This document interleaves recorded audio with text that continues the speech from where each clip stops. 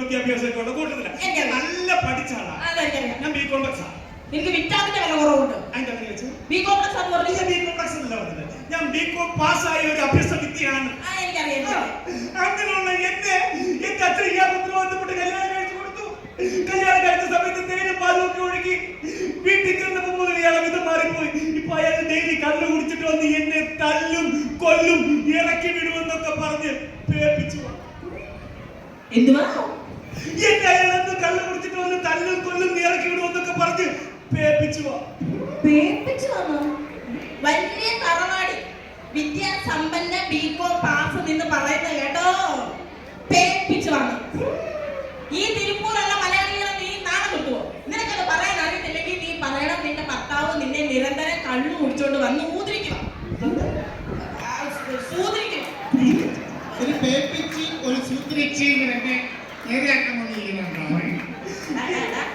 നീ ചെയ്ത കാര്യങ്ങൾ ഞാൻ രമണിയോട് പറയാത്തതേ. അവിടെ ഒരു പെണ്ണ് അവള് വിഷമിക്കും. നിങ്ങൾക്കറിയാമോ നാട്ടുകാരെ,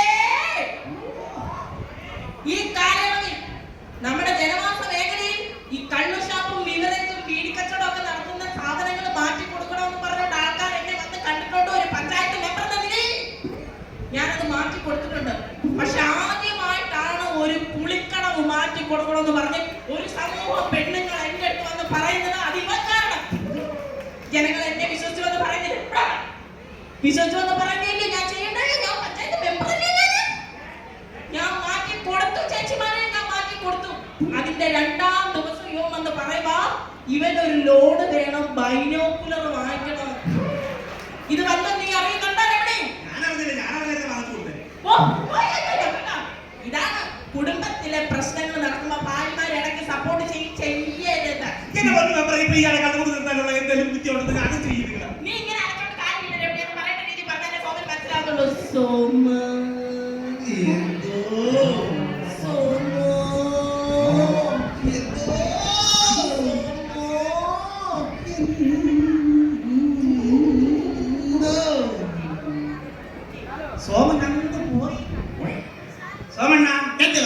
മനസ്സിലാവുള്ളൂ. നമ്മൾ സ്ത്രീകളെ, അതായത് ഞങ്ങളെ പോലുള്ള സ്ത്രീകളെ ബഹുമാനിക്കാൻ പഠിക്കണം. സ്ത്രീ എന്ന് പറയുന്നത് അമ്മയാണ്, ദേവിയാണ്, പെങ്ങളാണ്, അങ്ങനെ എല്ലാമാണ്. ഒരു സ്ത്രീ എന്തുമാത്രം കാര്യങ്ങൾ സഹിക്കുന്ന ഒരു കുടുംബത്തില് ഭർത്താക്കന്മാര് കണ്ണുകുടിച്ചിട്ട് വന്ന് ദേഹോദരം ചെയ്യുന്ന അത് സഹിക്കുന്നുണ്ട്. കുട്ടികളുടെ വഴിവിട്ട സഞ്ചാരം, കണ്ണൂടി വീടിവര് കഞ്ചാവ് അങ്ങനെയുള്ള സാധനങ്ങളെല്ലാം ഒരു സ്ത്രീ സഹിക്കുന്നുണ്ട്. എന്തിനേറെ പറയുന്നു, പ്രസവ വേദന ഒരു സ്ത്രീ എന്തുമാത്രം സഹിക്കണം. അങ്ങനെ എന്തെല്ലാം കാര്യങ്ങളും ജീവിതത്തിൽ സ്ത്രീകൾ സഹിക്കുന്നു. ഞാനൊരു സ്ത്രീ സഹിക്കുന്ന കാര്യം പറഞ്ഞാൽ നിനക്ക് സൂഹിക്കുന്ന കാര്യമല്ല. ഞാനൊരു കാര്യം പറഞ്ഞേക്കാം. നല്ലൊരു ദിവസമാണ്.